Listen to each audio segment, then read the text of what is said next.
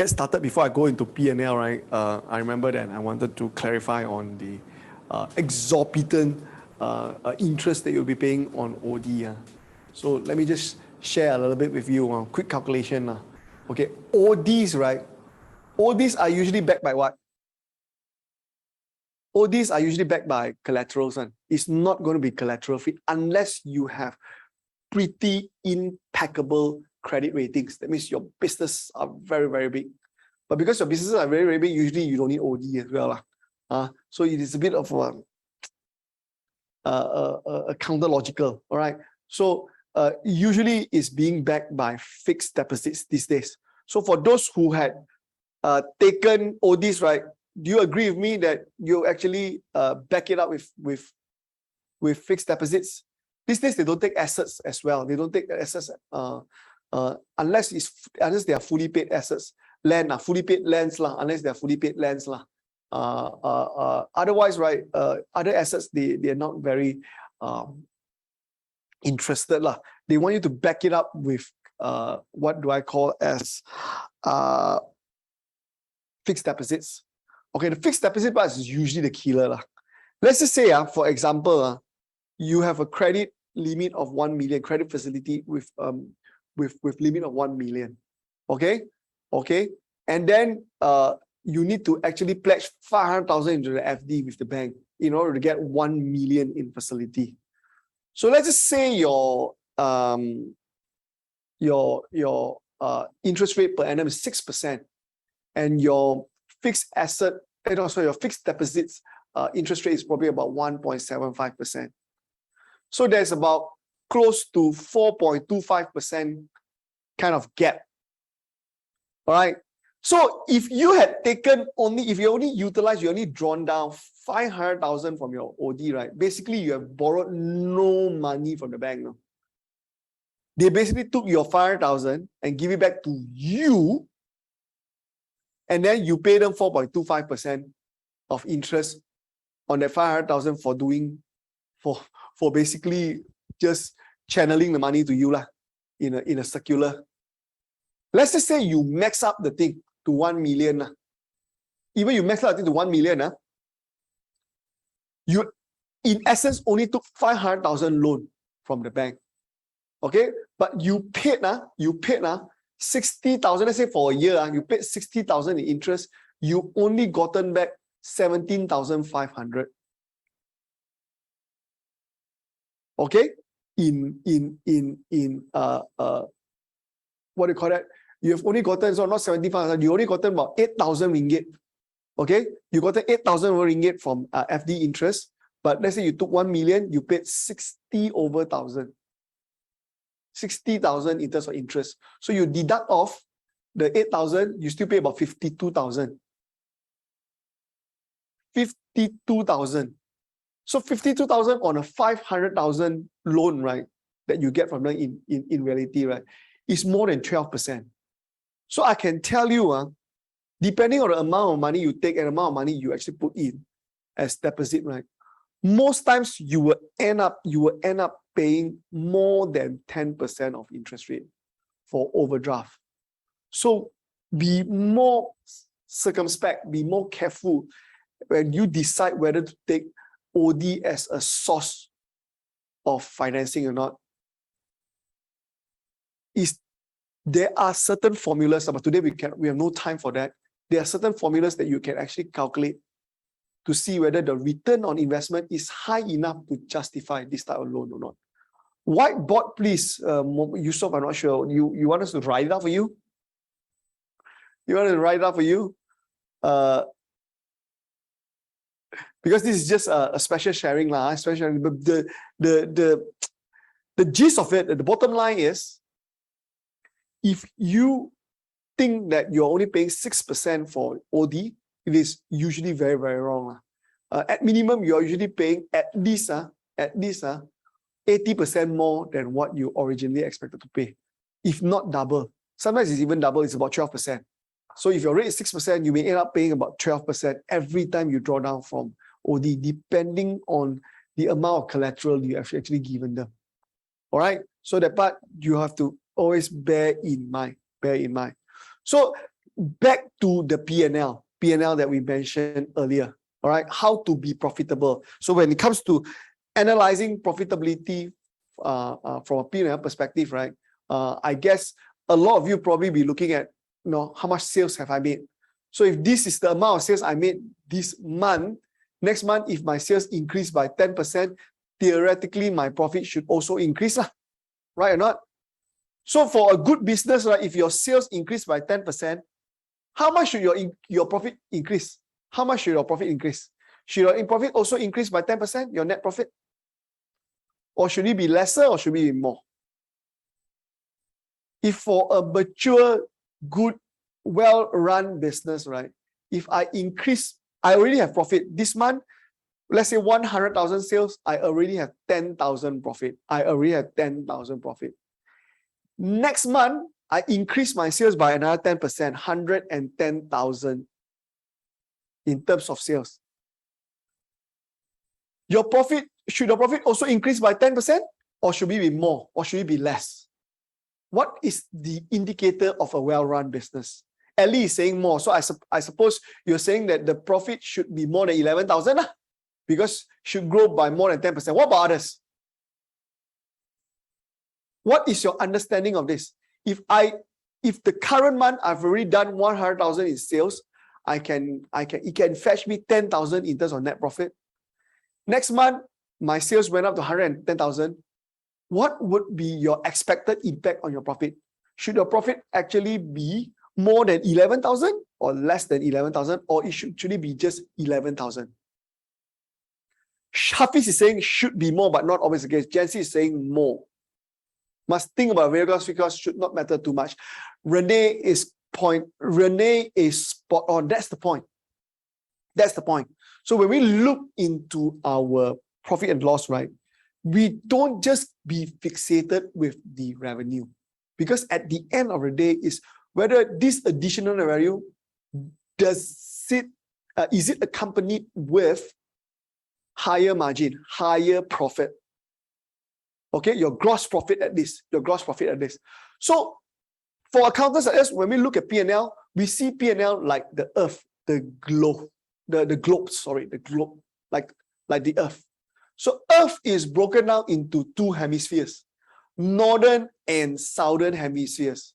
And what if I told you that for P&L, similarly, it is broken into two hemispheres. There's a northern hemisphere that has an altogether different characteristics as compared to the southern hemispheres. Then where do you think the equator is in the P&L? If the P&L is just like the earth, the equator is the one that splits the earth into half. So where do you think in the P&L the equator is located?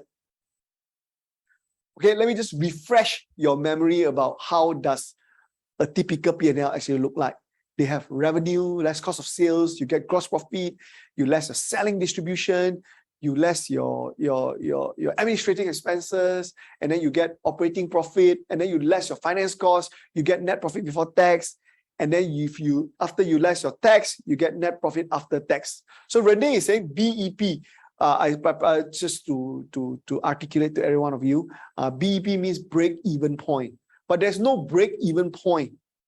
There's no break-even point line in your P&L. Break-even point, yes, is a concept, but it's not in your P&L. In your P&L, where the equator is actually located. Renee is saying gross margin. Gross margin? Okay, it's a question. Who else? Gross profit, Ali is saying. All right, so spot on point, spot on. So the point is gross profit. Gross profit. Why is gross profit the equator? Because anything with gross profit and above, the focus is to increase. Increase your revenue, increase the quality of your revenue, because that is the income generating part, the bulk of your income generation. If you don't maximize your income generation there, beyond that point, right, the only thing you can do is to defend your costs. Because hardly there's anything, unless, of course, you're talking about things that are extraordinary, like you sell off your assets. and then you made a gain out of it because you bought that land very cheaply 20 years ago, now you sell it off. Or let's say things like you get insurance compensation, let's say like last year, because of the flood, you get insurance compensation. Now you get the insurance compensation is probably higher than the value of your stocks today because they were old, say for example. Other than that, right, anything beyond gross profit has close to little to no function in terms of generating income, in terms of generating revenue. So that brings us to a very important concept called break-even point, which Renee had shared earlier.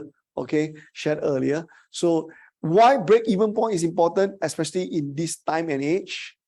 Because margin is compressing. You may be able to do sales, and I assure you, right, even for most businesses, I can't say all, but for most businesses, especially B2C businesses, I assure you your sales won't go down the second half of the year because domestic spending is still pretty strong. F&B, if you do clothing, you realize that your sales would still be high, but your profit may go down, or rather will go down. Definitely.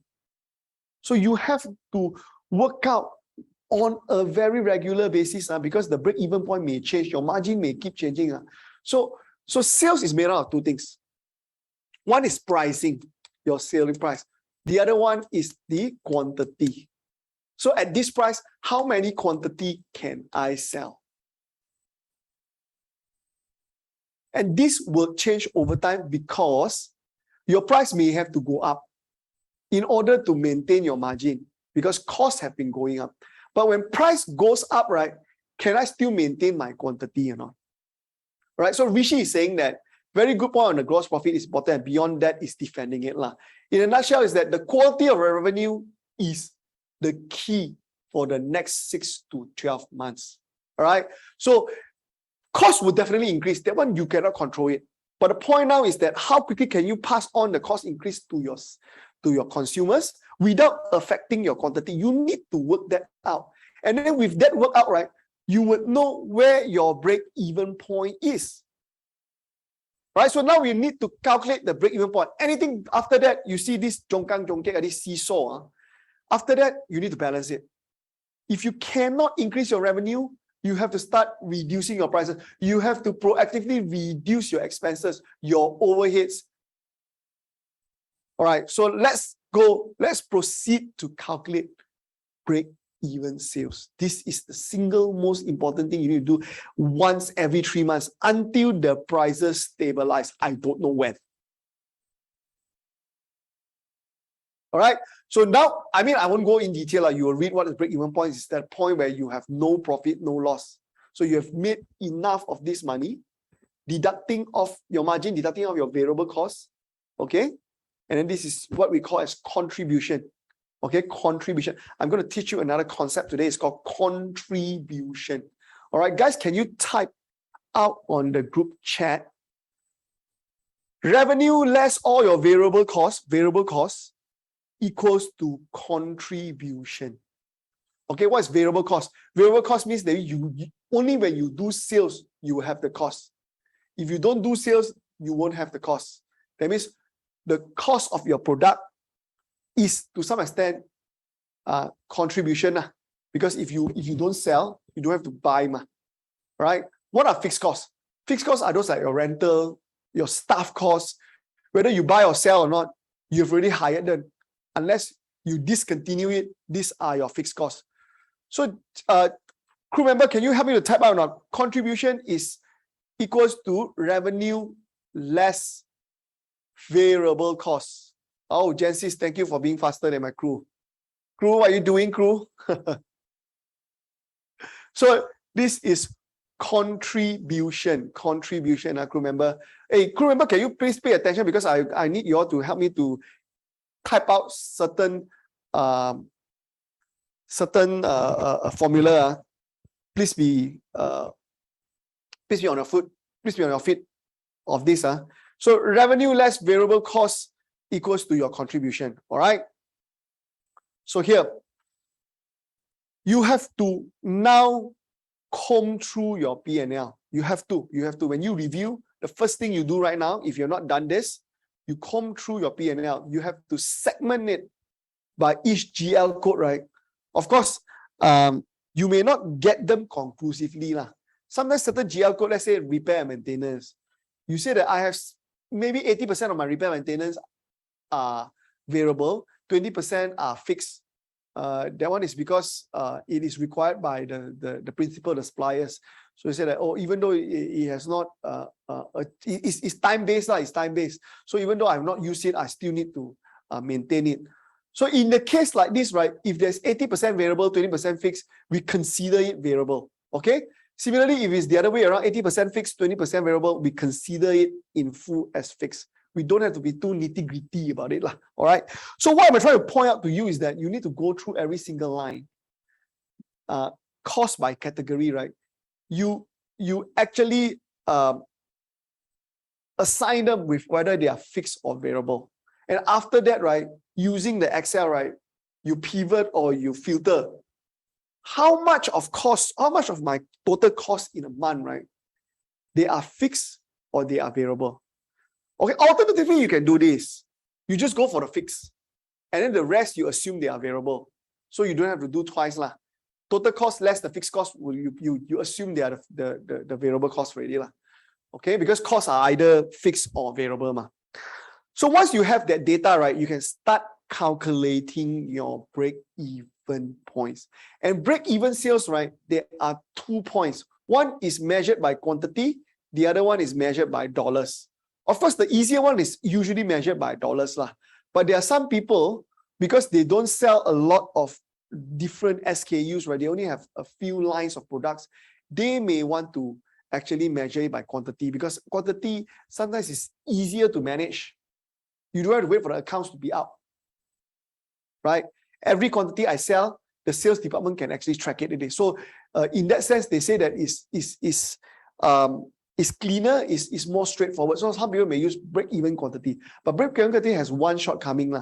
The shortcoming is that if you have too many products, it will require you to calculate the break-even quantity individually, and it will be very time-consuming. So you have to apply it accordingly to see, which works for you. All right. So let's start with break-even quantity first. You see, the formula is that you take fixed cost divided by the sales for that product. You take the sales price per unit, and less variable cost per unit. So you already know that for this item, I can sell it for 3 ringgit. My variable cost is 1 ringgit 50 cents. So I have 1 ringgit 50 cents of contribution per unit, right? This contribution, that means every single unit I sell, I will have a contribution of 150. And then you take a total cost, let's say it's 150,000. Let's say it's 150,000 per month. That means you know that at minimum you need to sell 100,000 units of this. 150,000 divided by 150, so it's 100,000 units just to break even. Snap a photo of this, because after this, you won't have this formula again. I'm just explaining the formula. Snap a photo of this. All right. Break-even dollars, a little bit easier. Similarly, with that fixed cost, I've instructed you to calculate. You divide against what we call as contribution margin ratio. So this is contribution margin for the entire company. So how do you calculate contribution margin ratio? Okay. First thing first, right? Do you understand the difference between gross profit and gross profit margin?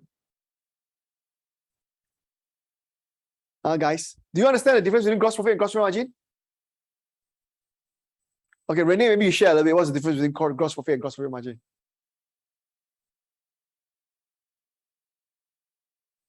If you understood it, what's the difference? One is number, one is ratio. Right, spot on. So gross profit is expressed in dollar cents. I have 100,000 sales, less 50,000 cost of sales. Gross profit is 50,000. Gross profit is 50,000. Is in ringgit terms. All right.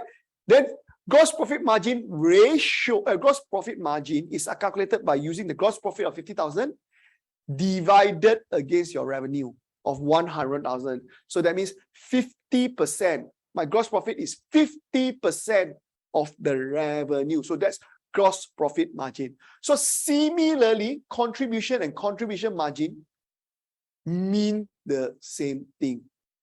Contribution is the sales less fixed, sales less variable cost. So that's contribution. That's in absolute number.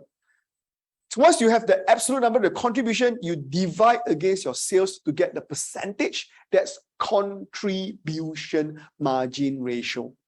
All right, you get it? So this one, the break-even dollars, you need to take your fixed cost, let's say 100,000. You divide against your contribution margin ratio, let's say it's 20%. That means your sales must at least be 500,000 for you to have an indicative benchmark whether you will be breaking even or not. So now you know the methods, the two widely used methods to calculate break-even quantity and break-even dollars. I want you all to do it the first thing after this. Catch your P&L, work it out, and see where you stand. Because trust me, I have been doing this over the last 4 months with up to 80 over clients, right? More than half of them actually got this wrong in the current climate because the cost structure had changed dramatically. All right, promise me this. Promise me this. Okay, I want you all to do this. All right. Okay, so after you know your break-even point, right, then you need to start to plan whether I want to accelerate or I want to decelerate. So in order to do this, in terms of P&L, you need to also undergo these few, what I call as fundamental metrics. Like you need to pass them first. Okay, so first thing first, revenue. Revenue, we look at the so there are four. If you look at your P&L, right, there are actually 4 milestones lah. Revenue, gross profit, that's the northern hemisphere milestones. It's about increasing your income. And then the second half one will be profit before tax and profit after tax. Okay, profit before tax, profit after tax. So there are 5 individual formulas that you can actually work on it. First thing first is that when we look at revenue, right, we will never always just look into the absolute number. We have to see the growth percentage because the growth percentage tells us a lot of things, including when we compare it against gross profit margin growth. It will tell you a lot of things when you review them in conjunction of each other. All right. So sales growth, number 1, we take current year less. You look at number 1, you take current year. Current year in this context, it was because this was actually being prepared in 2021, right? And 2021. So we said that the current year is 2021, previous year 2020. So we take sales in current year less previous year divided by the sales in previous year, multiplied by 100%. Do this at least for 3 consecutive years. All right. To see whether over the period of time, right, even though you may have sales growth, is it at a faster pace as compared to last year and the year before, or is slowing down? That means your business right now, if it's still growing at a faster pace, right, that means you're still in a high growth environment. So you probably can still focus more on sales as long as your margin doesn't shrink. Because you can still grow your gross profit by just sheer focusing on volume. Because the demand is still there. If you are seeing sales, right, gradually decelerate, the growth gradually decelerating, it's still growing. So that means year 1 is growing at 30%, year 2 is growing at 20%, year 3 is growing at 10%. It's still growing, but slowing growth. And then you need to start shifting tech already. Your future growth formula, right, must then be centered not only on the volume growth, but also on your margin growth, because your volume is starting to show signs of slowing down. So you see, when you look at numbers, right, when you look over a broader time period, right, they can tell you things that are very different from just comparing year on year.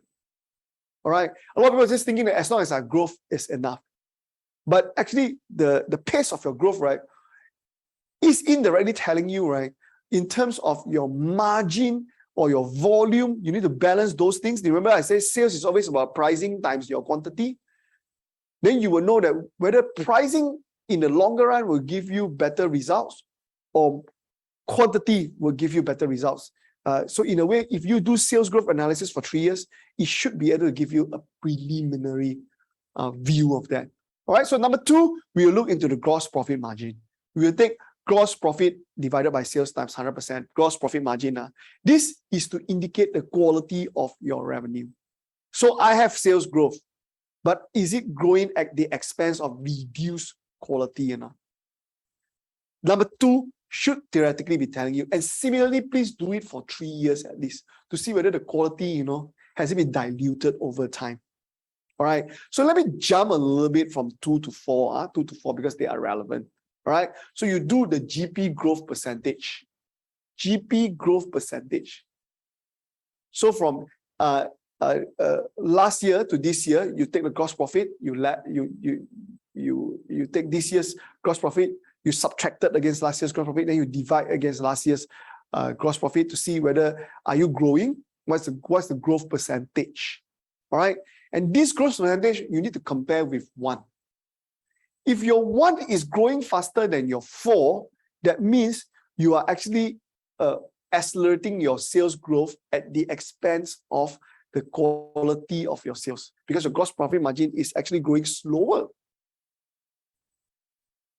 Okay, in reality, right, in most businesses, when your sales is growing faster, your GP should also grow. Why? Because that means that you have better bargaining power with your suppliers. You theoretically should be able to reduce costs.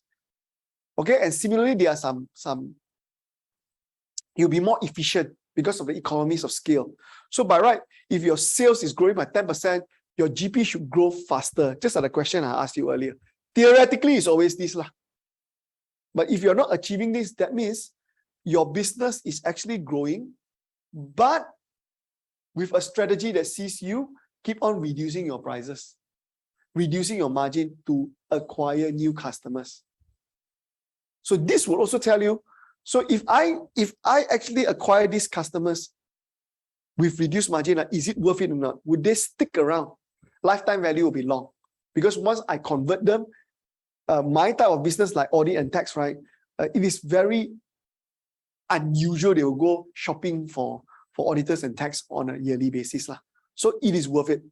So it should fit into your overall strategy to work into a lifetime value. So again, I tell you, profit and loss tells you more than just the profit. You have to focus on the quality of the profit instead. All right, so 1, 2, 4 should be seen in conjunction. All right, now let's go to number 3 and 5. That is the second half. Okay, so number 3, how do you calculate profit after tax margin? You take profit after tax divided by sales. All right, times by 100%. All right, let's just say number 2. Let's say number 2 is a 50% reading. Number 3 is a 20% reading. So what do these 2 readings actually mean? It means your overhead and your tax took up 30% of your sales. Because from gross profit margin of 50%, it went all the way down to 20%. And then you will ask yourself, is this healthy or not? Rule of thumb, overhead plus tax should take up about 25 to 28% only. Anything more than that, right? They are considered to be quite high. Quite high. 25 to 28% is just the ceiling you can have for overhead, operating expenses, and also tax. All right. So similarly, for item number 5, you will calculate the growth over the last couple of years to see whether they are growing or not.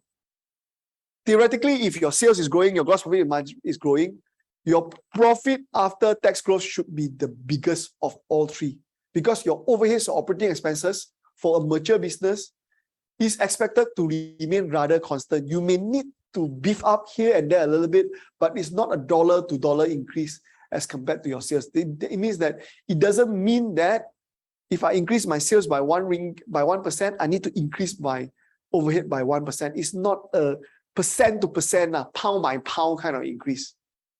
All right. So you really have to look into all this. Okay, but this is the minimum 5 that you need to work on. So can you snap a photo of this, everybody? You have taken a screen grab of this? Can I get a yes? Right. Thank you, Genesis. Thank you. Thank you, Liwen. Thank you. Thank you. Thank you, Renee. All right. So a lot of you will be asking, okay, I calculated 3 and 5 just now, but then, Ryan, I still do not know what is good, what is no good. So now I'm also going to give you an additional bonus guidelines. Okay. This is industry neutral. Okay. Industry neutral. We have worked out what is very representative of the profitability guidelines for the entire corporate Malaysia. So don't come and tell me that, does this apply to my industry? It does. It does generally, rule of thumb. Yes, definitely, Tian, definitely childcare to services, debt services. All right. And more so services, you should go higher. Services, you should, for a good service company, right, with decent profitability, right, you should be at a good to great business range already. So if you have profit after tax of less than 5%, you are actually struggling already. You are actually struggling. 6 to 10%, you are considered good business. 11 to 15%, you are very good, great business, especially if you can have healthy growth, business to keep. But if you have more than 15% in Malaysian context, it's considered super normal profit already. You better optimize before your competitors find out. Right. Actually, this is after tax. This is after tax. My bad. It said before tax here. It's actually after tax. It's easier to look into after tax. Is this percentage for the growth rate? No, this is not for the growth rate. This is a profit after tax divided by your sales. Profit after tax divided by your sales. All right.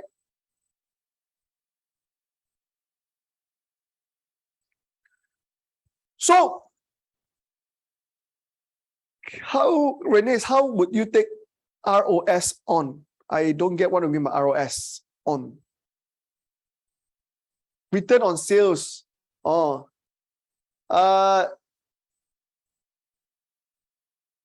Without tax. Okay, what do you mean without return on sales? Is it sales return, or you're talking about your profit divided by your sales?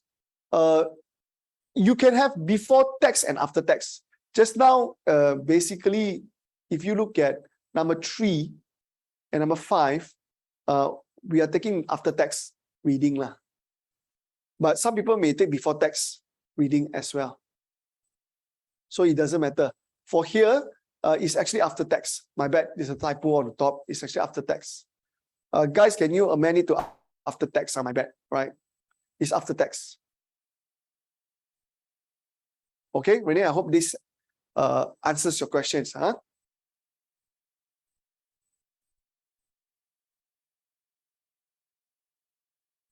So when we say that,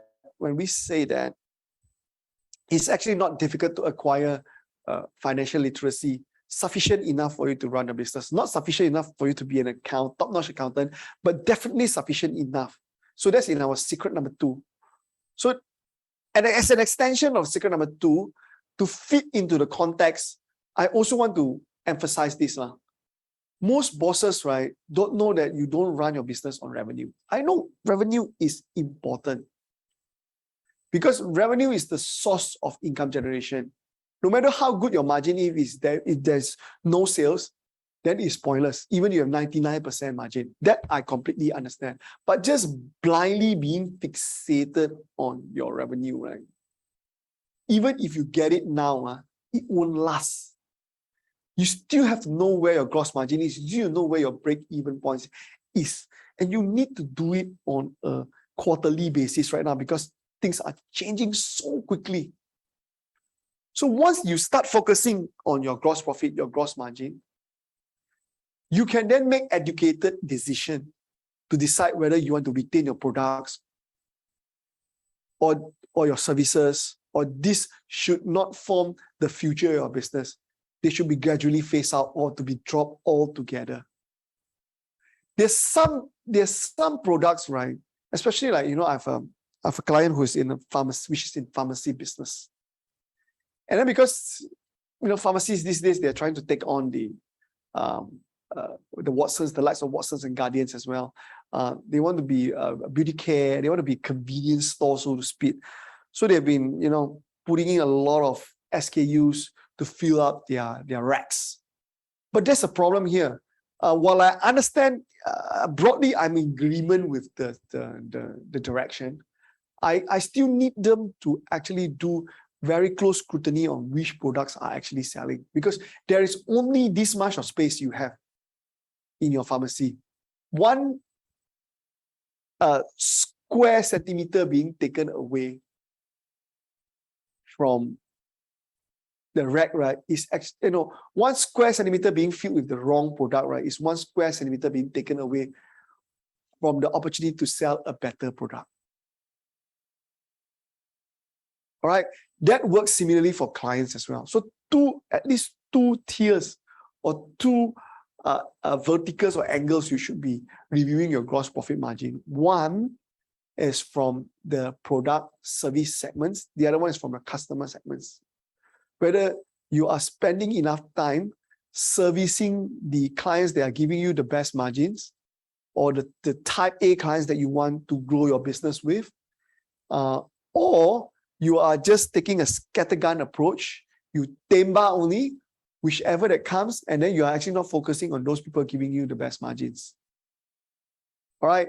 And then now, because of the cost increase, and if you don't timely grasp which products the costs actually go on tremendously, you may end up selling more of those loss-making products or marginal margin products, and then you will end up with a lot of effort but very, very little return. Okay. Okay, one bonus formula that I want to share with you. Okay. For secret number 2, on P&L, actually you can master P&L even just by going through a 1 hour short sharing with us. All right. So this is the final formula that I want to share with you. Why is this also critical or crucial in the current climate? It's because, right, we need to defend our sales. Okay, we need to generate sales. We need to have better quality clients, better quality followers, better quality consumers. So because of that, we need to do marketing. So marketing has become so synonymous to the key component, the key ingredient for your future growth. Okay, so this is inevitable. But on the other hand, while it's inevitable, we need to measure the effectiveness, because we don't want to blindly be spending, plowing billions of dollars or even hundreds of thousands of dollars on ill-conceived marketing programs, praying that some of them would actually realize the return that we are expecting them to provide. Okay, so we look at the calculation of ROI for your marketing costs. Okay, we take sales growth. So you must be able to identify quite accurately from this marketing campaign, from this marketing funnel, how much additional sales had we actually secured, less of the marketing costs, divided by marketing costs and multiplied by 100%. So let me just gauge if you understand how this formula actually works. Let's look into the example that we've incorporated into the slide. If sales were to grow by 10,000 and the marketing value costs 1,000 ringgit, then the simple ROI is how many percent? Come, how many percent? Okay, 90. It's 900%, to be honest. To be accurate, it's 900%. Not 90%, 900%. 900%, 9 times. So you'll be asking me, the calculating part is easy, but what's the minimum amount of ROI I need to get? in order to justify whether should I continue plowing money for this marketing campaign or not. Okay, over a period of 6 months, okay, this is time bound, 6 months. If you are not even getting 200% return, 200% return, I think you may have to reconsider whether you want to continue with this marketing campaign or not. All right, Ken, 200%, 6 months. All good? Okay. So, Rich is asking, is sales growth and revenue growth the same? Yep. Revenue is just another name of sales. All right, it's just another name of sales. It's just like father and daddy. All right. Okay. So by now, I hope you can appreciate that these are the key questions that income statements should answer you. Okay. Later, I also want you to take a screen grab of this, because every time, every month, when you look into your income statement, right? Do you think you have ticked all these boxes or not? Have you actually gathered or absorbed or extracted, information enough for you to tick all these boxes? If you hadn't, then probably you have to think of additional formulas or additional way of reviewing, just so that these questions are being asked, because income statement at minimum is designed, okay, to actually answer these questions for you. Okay, first, this is simple. Is your business making any money? You look at your net profit, you would know. Are your products and the services the right ones? This is a little bit more complicated. You have to look at your sales growth. You have to look at your gross profit growth. You have to look at your net profit growth. And you look at them in conjunction to actually answer you this question. And if you're not happy with the answer, you may have to delve deeper to look into the profit by products or product segments or service segments. Okay, is our gross margin robust enough to run the business? This you should know by doing a gross profit margin analysis, as I mentioned to you, especially in light of increasing costs. All right, so if your gross margin is not robust, it could potentially mean that in the past, right, because my gross margin has fallen by almost half. That means now for the same quantity of sales, right? And in order to achieve the same amount of gross profit, you need to sell double the quantity of products. All right? Do we know what our true direct costs are? So you need to work out what are the fixed costs, what are the variable costs, what are our direct costs, what are our indirect costs. Do we know our marketing efforts are paying off? Okay, that's straightforward because you have the ROI calculation earlier. Are we pricing ourselves, our products and our service, so that we are not cheating ourselves and we are getting a reasonable return? That part you can know. You can know by break-even point, you will know. If your break-even point tells you that you need to sell so much, you need to sell so many units, then you will know whether your pricing is reasonable or not. If your pricing means that you have to sell that many that you can't possibly sustain, right? That means there's something wrong in terms of your market positioning and your pricing, really. There's a mismatch. Okay, so how can we work half as hard and make twice the amount of money? But this one is very simple. This one is looking at 1 and 3 earlier. If your gross profit margin growth is consistently above your sales growth, right? That means that you are not too bothered about volume. That means that you have a product that is a winning product. That as you continue to sell, the market is growing and yet you can still sell it at a better margin. And do you have the right mix of clients or not? Do you categorize your clients? Do you know what type of clients? Do you have a clear segmenting of clients so that you can address them individually in terms of their marketing needs, their product needs, and therefore you can focus on those that would actually assist you to scale sustainably. Okay, so please take a quick screen grab of this. You need to be able to answer these 8 questions whenever you look into your P&L.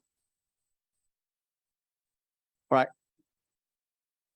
Right. So today, like I say, because we focus on P&L, let me show you another case study. All right, very, very quickly. Can you look at these case studies and tell me where are the key issues with this company? You know, even though they have close to 40 million in sales, that's a pretty high benchmark for SMEs. And yet, the bottom half of it doesn't make for pretty reading. So where the issues actually lie now, if you are to dissect this client's account and to give me some input. Anybody?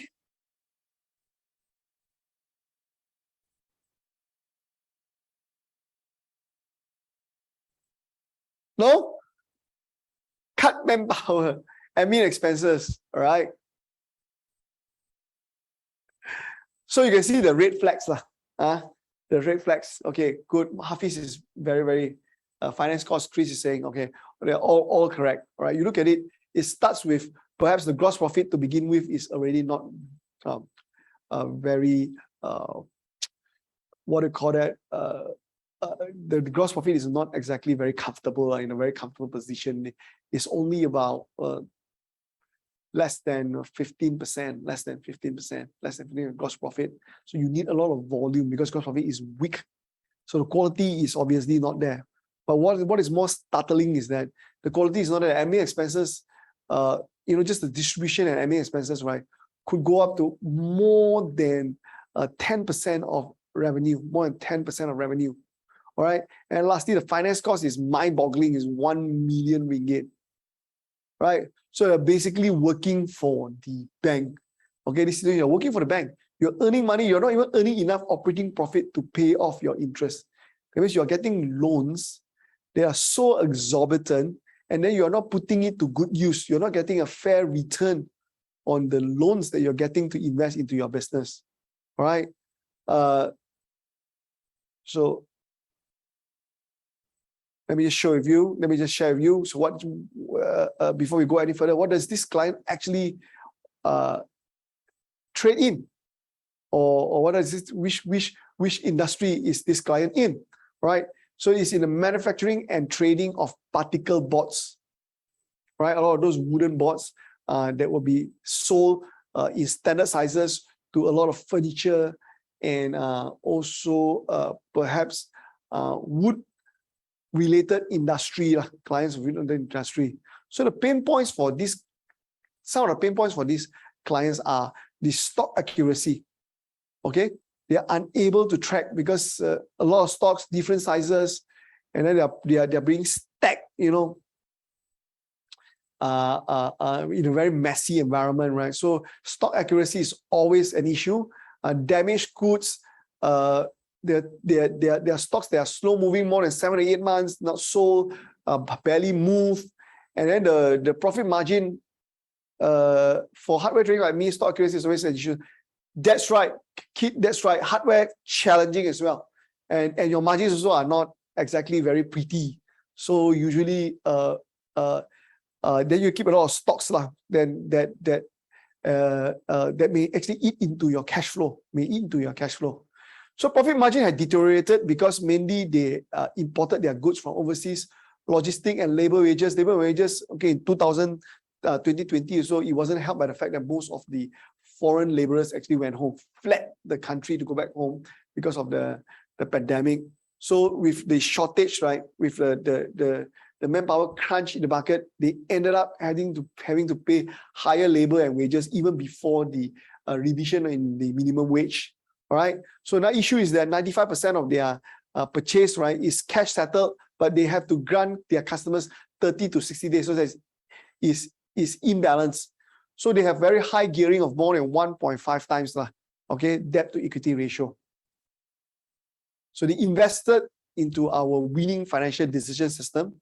So what actions did they take after that? They did 100% stock count, okay, because they know the stocks are an issue. And then once they did the stock count, they started with a clean state. They implement an integrated inventory system. All right.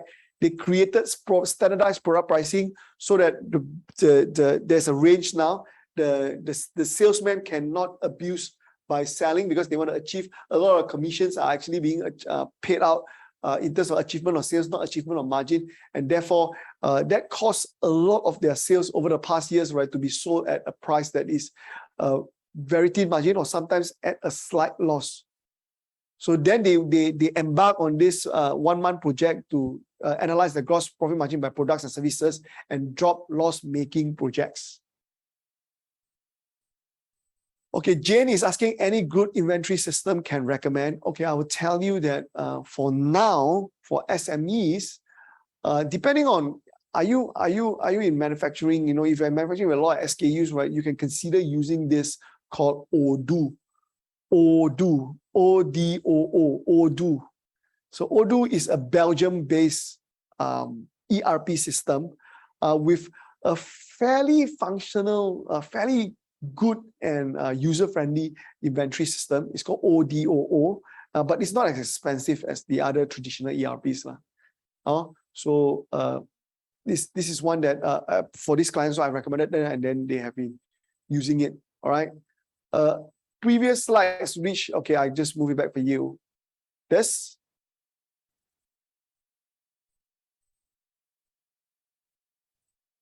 Yeah, Renee, I think with BOMs, Odoo can also cater for that. Odoo, O-D-O-O, okay? All right. If for startup to use your service, is the charge expensive? No. Prahlad, thank you for asking questions. No. Like I say, the CFO Live Room is, when we set it up, is aimed to democratize our services. So we try to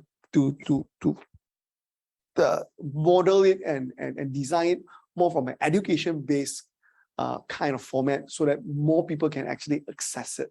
All right. So stay tuned, and I'll share with you later.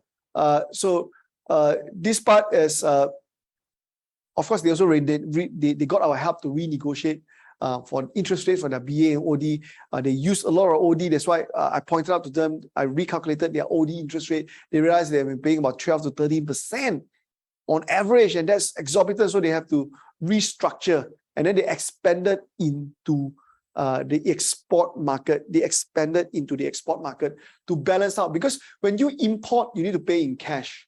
But if you sell fully domestically, right, then you realize that you have to give them credit terms. So there's always a mismatch. So in order to balance that out, they're saying that the next aim is to gradually move towards 30% of their sales being from export markets. So again, this is a decision that is made born out of their in-depth analysis of their situation. All right.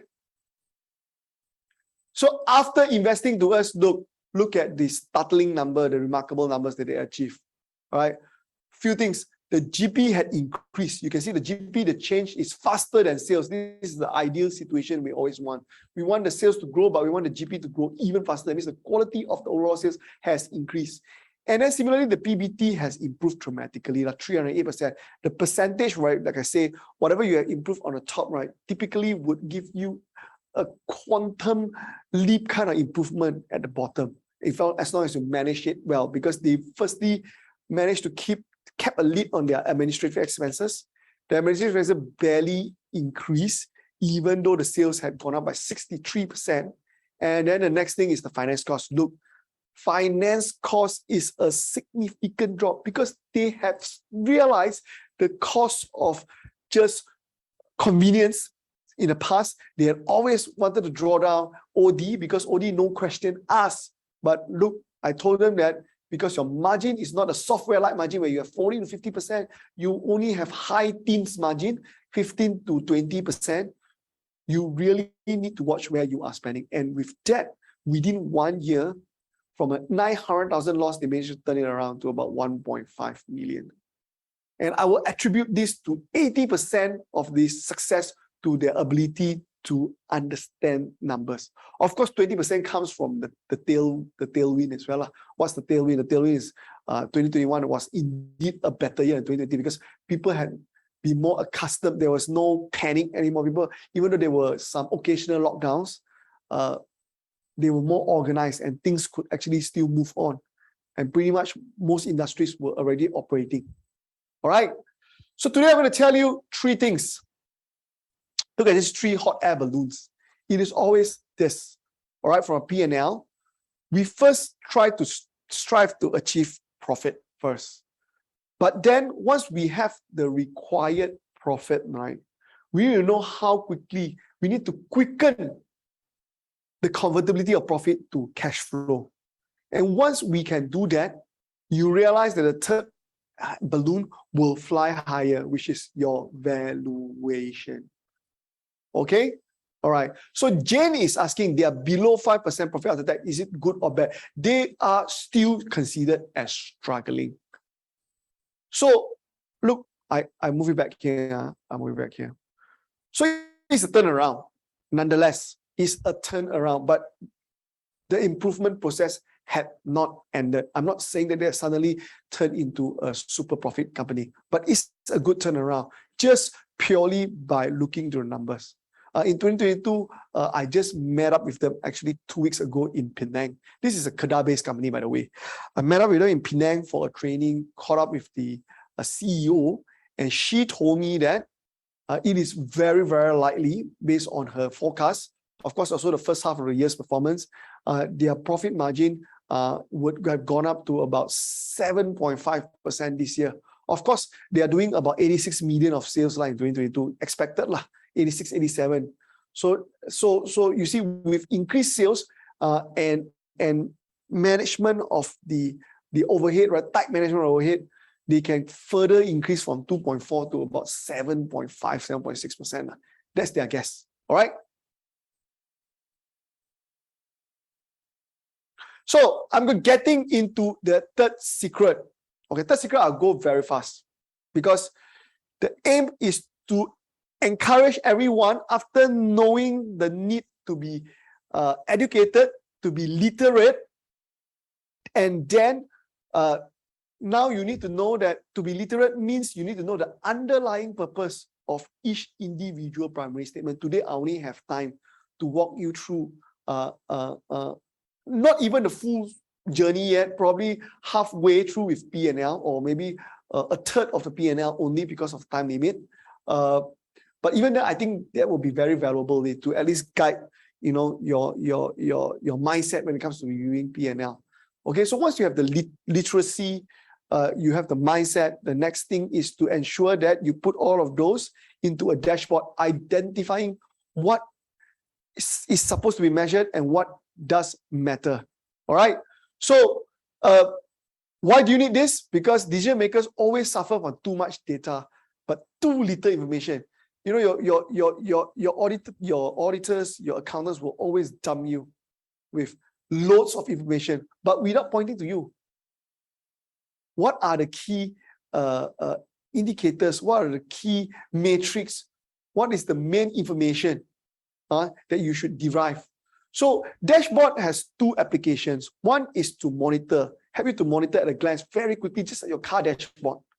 And then secondly would be to, after you have monitored it, it should be concise enough, it should be diagrammatically user-friendly enough for you to do analysis. Because look, you have to bear in mind, as a business owner, your job is not to look into this analysis on a daily basis. This is not your core job. So you need to do it fast, and you need it to be user-friendly. So this is actually a sample of our proprietary tool. Okay, we are just using only Excel. All right, you don't have to spend a lot of money. All right, of course, if you have spent on it, then it will be better. But I'm just saying that for starters, right, just by applying Excel, right, it can provide you the similar effects. All right, so this is one of our retail clients, okay, retail and manufacturing clients.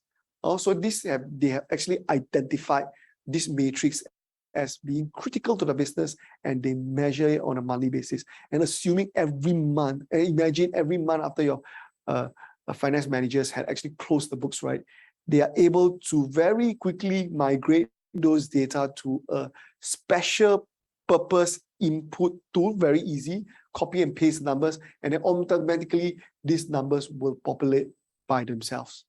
All right. So I'm going to give you a simple profit and loss input sheet. So it's not difficult. There's not a lot for you need to input. So you need to input, some of these details, and then you will get, these are some of the outputs, including the line charts, comparing the movement the trajectory of the three key metrics in the P&L, the revenue, the gross profit, and the net profit. Right? So it must be simple to use, easy to understand. So guys, I have walked you through the 3 secrets, and I've told you that the key to the execution at the end of the day is the design and the usage of the financial dashboard. And I've showed you also, for those who had actually invested into our winning financial decision system, right, they had actually gotten a customized dashboard being built for them. So guys, I'm going to ask you this question. Now you spent about 2.5 hours with me, right? The next 6 to 12 months will be a long winter because of the cost uncertainty. Regardless whether you like it or not, it is coming at us. So inevitably, there are some companies who will struggle, but some can rise above and flourish, because just like the last case study I just shown you, it's real, it's not made up, it's a Kedah-based company, a company that has about 40 years of experience already, 40 years in existence, and yet when the pandemic hit, they couldn't very accurately determine or identify where their break-even point is. Their leakages in terms of cash management, cost management, overheads were too high. They didn't know how to address it. So by just undergoing our simple system, they had worked out, and they have, within a span of 1 year, although not spectacular, but they managed to turn around from a negative 2 to 3% loss to a positive 2.4%. And then this year, as we are ending the year, they told us that they are headed towards 7.5%. All right. So Farid is asking, do you have any experience in property development sector? Yes, we do. We do property developers as a category in our clients, as a segment of our customers, right? It form up about close to 20%. We just did property plus construction as about 20 to 22% of our customer base. So definitely properties, construction, they are one of our, and plus infra as well. So transport and warehouse, definitely. Celine, just now earlier, we just have a use case that is transport and warehouse, the first case study. All right. So I suppose that, do you want your companies to be the one that rise above and flourish because you have the access to scientific information? So come, 3 questions here. Do you want results of the case studies that we discussed today? Do you want to start monitoring gross margin instead of revenue? Do you want to know how to go more in-depth in monitoring gross margin? And do you want to work half as hard and increase your profits? All right. Give me yes or no. All right. Prahlad is saying corporate training and event company. We are a corporate training and event company already. I think that is the biggest testimony you can have, because we're doing it for ourselves, not just for our clients. Of course, we do have a couple of event management companies, but we're talking about event management is in our DNA. Right?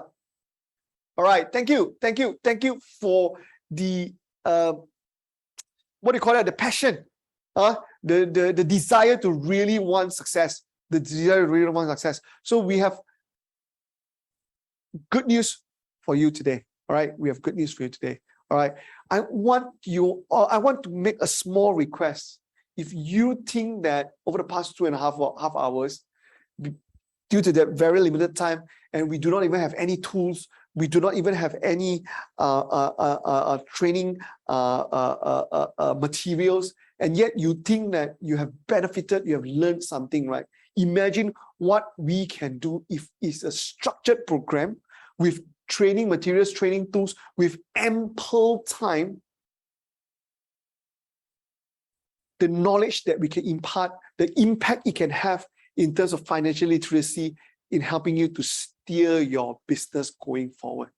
All right. So I urge you to give us an opportunity to share with you this specific solution. Okay, a specific solution we have actually designed for you and we want to share. So give me another 10 minutes. I know I am now standing between you and your lunch. All right. So first thing first is that I want to, this is an educational system. Shalini, OD interest rate, probably a bit later. Towards the end, you can stay back. I can share with you a little bit, okay, on that. I have always shied away from looking at all these things. But then after these 2 years, I think we need to do something about it.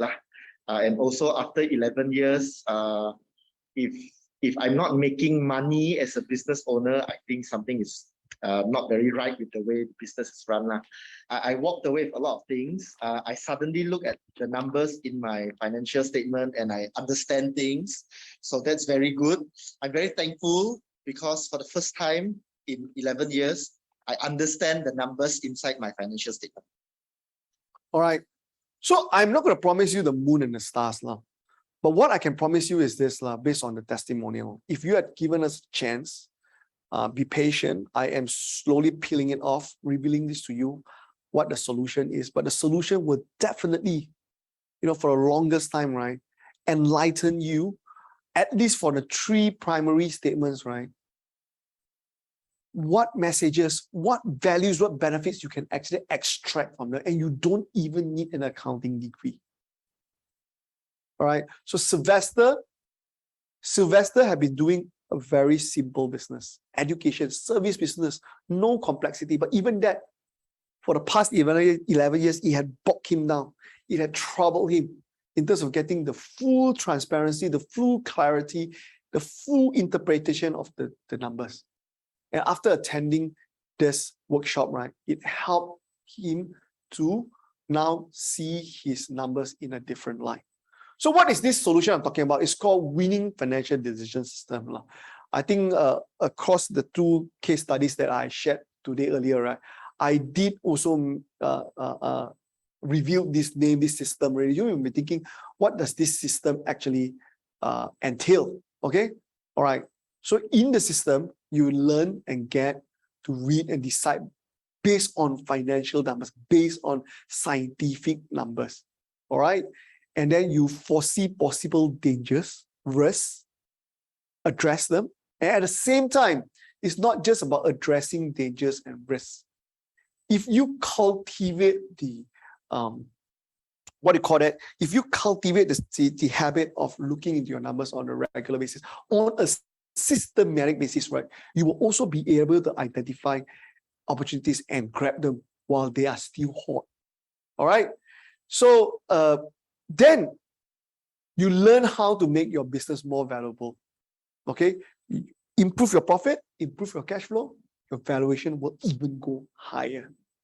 Then another thing is on the banks. From the banking perspective, you now need growth funding from the bank. So how to increase your attractiveness, how to gain more funds, how to explain to your bankers in terms of your growth plan, supported by numbers. If you know your numbers better, definitely, when you draw down new loans, right, the bankers will come to you and ask you to justify why do you need such loans and what do you think that you can repay. So all this, we have a specific session for this, right? And then now you know when to celebrate, because in the past, right, you may have profits, but you have no cash, and yet you are still celebrating it. You're still paying commission to your salespeople, only to know that after this, when there's a bad debt, you cannot recover your commission anymore. So now, better, more specific and equitable way to celebrate and reward based on numbers. All right. So there are 3 winning formulas that will make you a star CEO. And that's the aim, a CEO that knows how to actually read, manage, and interpret their financial statements. All right. So the winning formula number 1, again, overselling. This one's myself. There will be 2 coaches. One will be my co-speaker, KL Boon. And in total, in combination, we have almost 40 years of experience in financial management and also training. We are HRDF certified trainers.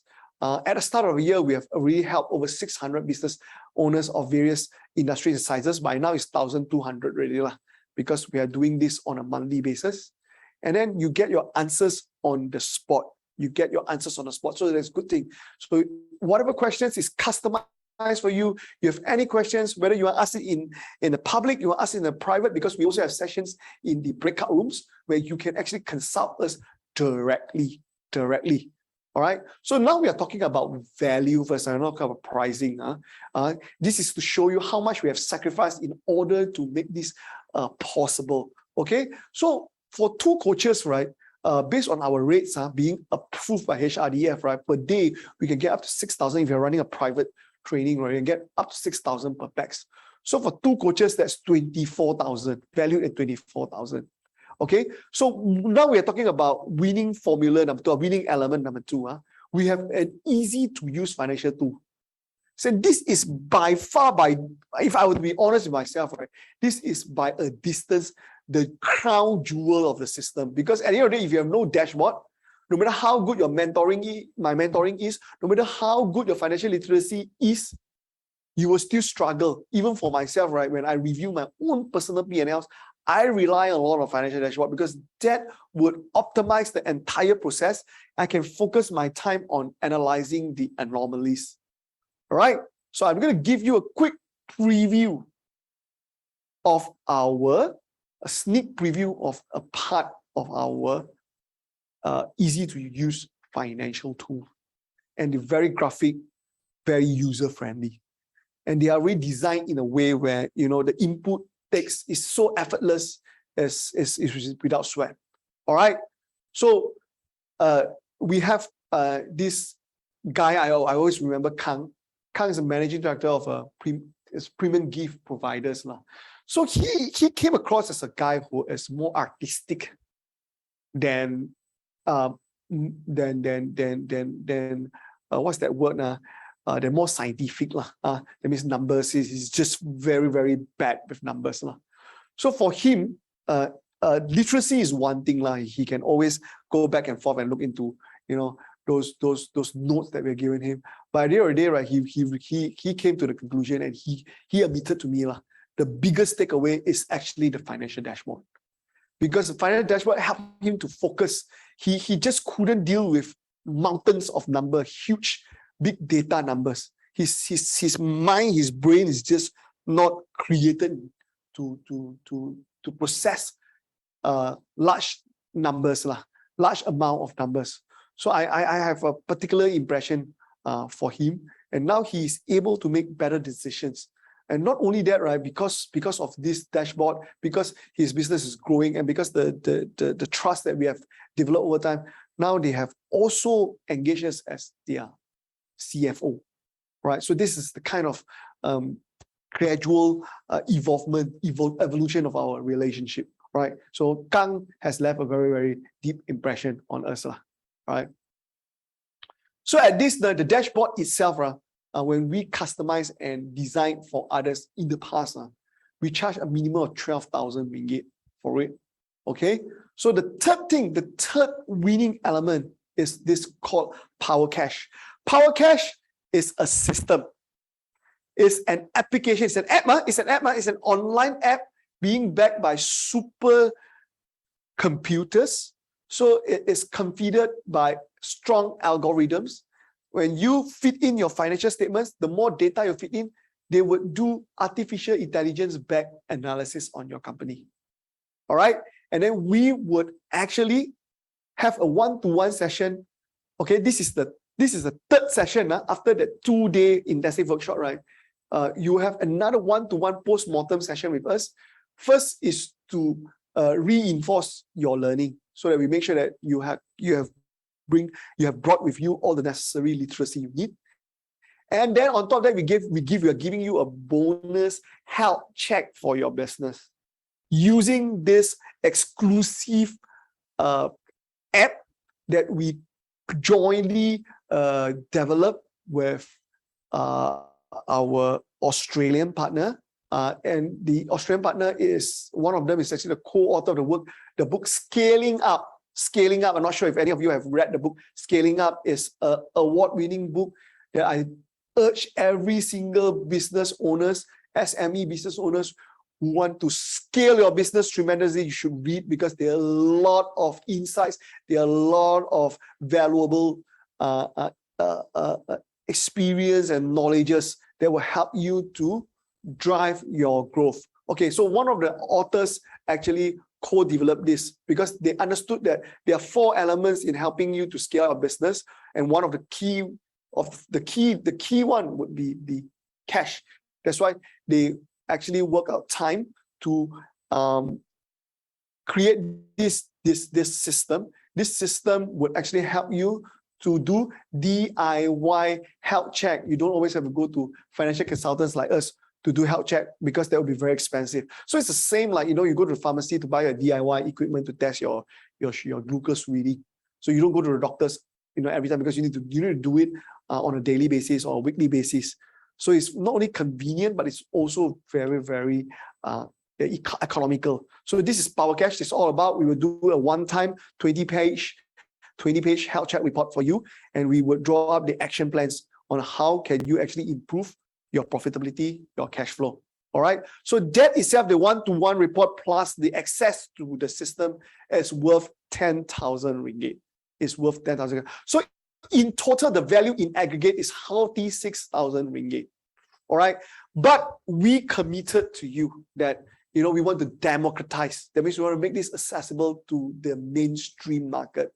So definitely, for this workshop, for this masterclass, this winning financial decision system is nowhere near this. So the 2022 special, we launched it at 2,998. 2,998. All right. So it's a huge 90%, 95% discount. And even that, right?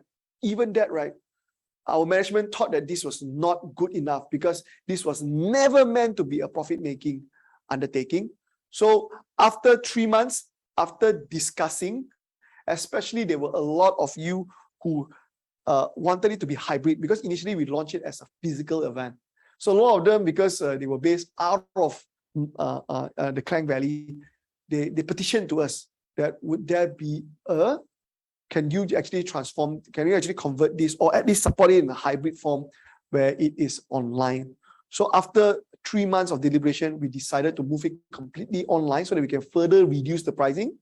And for now, the special price is 998, because we would really want you to give us a chance to review the 2 other primary statements and to go in greater detail with you on P&L, and to also jointly customize a dashboard with you.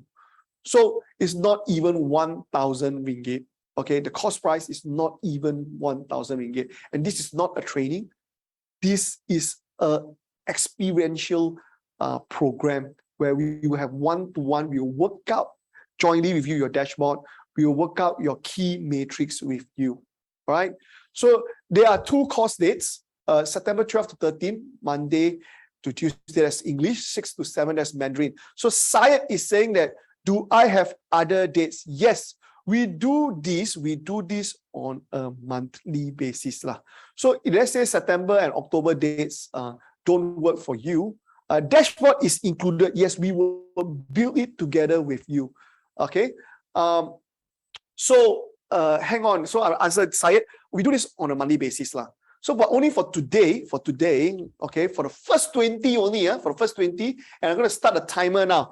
Guys, we need to start the timer now. So there's a 10-minute timer. If you sign up during now, there's no fixed date to this yet. So if those dates don't work for you, if you have made that payment today, the 998 fee still applies. So 998 still fees applies. Okay. Is for any kind of industry, because I said this is financial literacy. So the numbers, P&L, cash flow, balance sheet, they work the same way for each industry. There is no difference. Of course, there will be certain areas where you need to customize the in terms of matrix. We will work together with you. we will work together with you. So only for the first 20, usually this, because of the pricing, it is fully subscribed. It's always fully subscribed. So I hope that you will take this opportunity, give us a chance to reach out to you, to actually interact with you. Actually, our aim is to reach out to you and to turn you into our full-time clients. This is just the initial stage. But even though if you don't turn out to be our full-time clients, right, our permanent client, it's fine.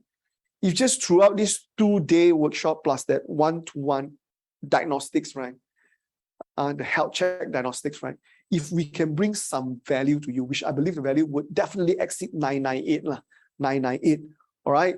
So I would be very contented today, because like anyway, this is one of the my pet projects, to reach out to as many people as we can. All right. So is it HRDF claimable? It was with that 2998 pricing. It was. But when we just recently converted it to a 998 fee, right, we have not gotten the approval from HRDF. And I tell you, ironically, because I reduced the price, right, they are questioning the quality of our program. They say that, wow, is it possible? Okay. So for those who are still looking, okay, if you have doubts, please, at 998, you have nothing much to lose, because at least you would have gotten a customized dashboard for 998. Even if my program turned out to be crappy, I would tell you that, why did we make it so low? Because we wanted to tell you that at 998, just to work together with us to get a customer's dashboard, right, it would be worth the money itself already. Okay, Sri is saying that it's 1057 or 998. Okay, it's 998, but 6 plus 6% SST. That's not collected by me, that's by government. So it's after SST, Sri. So that 60 ringgit, you know, that goes to the government. All right, of that. Thank you, Kit. Thank you, Kit. All right. So it is including SST. Is it Anway saying that, is it suitable for a startup? Definitely. It is even more relevant for startups, because I reckon for most startups, you don't even have a strong financial team. You don't even have a strong finance team. So a lot, you probably only you have a bookkeeper, and then you rely on the owners to actually need to double up as a financial accountant to review and interpret. So we have helped out a lot of startup owners as well. Even the startup owners are those who find it most beneficial, because they have come from ground zero, literally. So we actually have about 4 minutes in, 13 had actually signed up. 13 actually signed up. Celine, you can sign up if you make the payment today. If you make the payment today, you can choose it from any other future dates. Okay, we will have one in November. We definitely will have one in December. So no worry. But the key thing is that we want you to be decisive and take action, because this is below cost price. Okay, this is below cost price. So please sign up now. You can choose the date later. Okay. The dashboard software, yes, there is. Dashboard is Excel. It's free for life. It's free for life, and we'll teach you how to customize it as well. Free for life. But if you're talking about Power Cash, yes, there's a subscription charge for it. Power Cash, there's a what do you call that? A state of the art. I would say state of the art, to be honest. The algorithm can actually show you a lot of numbers. Even accountants will be astounded by it. Okay, so Ming Chen is signing Ming Chen up because he's driving. Can you get someone to assist Ming Chen? Because we need to have because after the first 20, the price will go up to 1388 now. 1388 now. Just to let you know, after the first 20, the price will go up to 1388. It's through Zoom. It's through Zoom. Is this a webinar training? It is true. It's through Zoom, but it's not a webinar training. It's basically it's part training, it's a program, it's part training. And then the other part that we will work together with you, brainstorm with you how to build your matrix and incorporate it into your dashboard. So you will end up with having a dashboard out of this program. And then after that, within 30 days, we will do a one-to-one review to ensure that all loose ends are being closed up, all loose ends are being sewn up. All right. So it is a steal at 998. You know, just the one-to-one itself, right? And the dashboard would be worth 10 times of this. All right. Thank you, guys. Thank you, guys. I think we have our 19 subscriber already. Thank you, Celine. Thank you, Celine. We have. So we're asking, can we give more or not? If you think that 998 with all those, you're still having two minds, right? Second thoughts, right? Okay. I'm going to tell you this. If you take action today, we can give you another free bonus, which is a golden ticket. So you can come back again within 6 months for a free revision. So you don't have to be worried that you'll be left behind. You say that, after I learn it, if I cannot implement it, how? Feel free to come back. We will do it once and we will brainstorm with you what are the gaps in your dashboard and how you can do it even better. Okay? So all this for 998 only. So for those who happen to be able, see another beautiful part is we happen to get another participant to join you, right? The add-on is only 500 ringgit. The add-on is only 500 ringgit. So let's say if you can get another friend to join you, right? The average cost would have gone down from 998 to perhaps about 700 ringgit, 700-ish ringgit. All right. So thank you, Olivia. Syed is there got recording? I'm not sure. This is a live event. We don't do recording. And then, but we will be doing this anyway every 2 weeks lah. So feel free to join us. So I think we have hit our 20th slot. So sorry, we have hit our 20th. I'm not sure if you can still scan in right now or not. It will be 1388. But my crew have been telling me that out of 20, only 15 of them had confirmed dates, 12 to 13. All right, 12 to 13, because the key part today is to focus on the English session. So we can actually release, guys, another 5 more spots because some of them, they sign up, but for November session, which we have not fixed the date yet. So for those who are still interested to sign up for 12 to 13, we have 5 more spots because we have limited. Although it's online, we do give one-to-one support. So we have limited participation slots. All right, Sinchi, thank you. So another one signing for November. So we still have 5 for September. 5 for September. For those who are still thinking, to be honest, there is no loss for you. There's no risk because, like I say, even if the program does not help you, right? The dashboard itself that we will have to customize it with you, the one-to-one health check report, right? Today, even you go for a personal health check report, it will cost you more than 998, let alone your business. Is it possible to pay tomorrow? Unfortunately, you pay tomorrow, you'll be at 1388, my dear. You'll be at 1388, all right? Unless you take decision now, okay? Or you can contact, look at the hotline number, you contact our crew member, they will give you some paperwork, and then you give them a promise to pay by tomorrow. Perhaps they can actually still lock the 998 for you because we still have 4 slots. Now we still have 4 slots available for September. 4 more slots, or 3 now. 3 more slots left. Guys, 30 over seconds. Please. Kit is asking, is it possible to pay the extra packs 500? Okay, 500 you can pay anytime before the cost. Because once the principal is logged in, this privilege goes with the principal. 500 you can pay anytime. No worry about it. We have 17 seconds more to go. We have 2 more slots. Last 2 more slots. So for those who cannot, for some reasons you are driving or you cannot make payment, please contact the hotline. Please contact the hotline. We will then work out with you a promise to pay, and we will lock this for you. I think if not tomorrow, at least until today's midnight. Okay, thank you. The time is up. All right. Thank you for actually spending time with me. Thank you for sitting through the entire event. I sincerely very appreciate it. For those who have signed up, I think 20 odd of you. I look forward to seeing you on September. Some of you maybe still waiting for the November session to come. Regardless, I am very excited to be able to share the remaining two primary statements and also go more in detail with you on P&L. All right. For those who didn't sign up, no problem.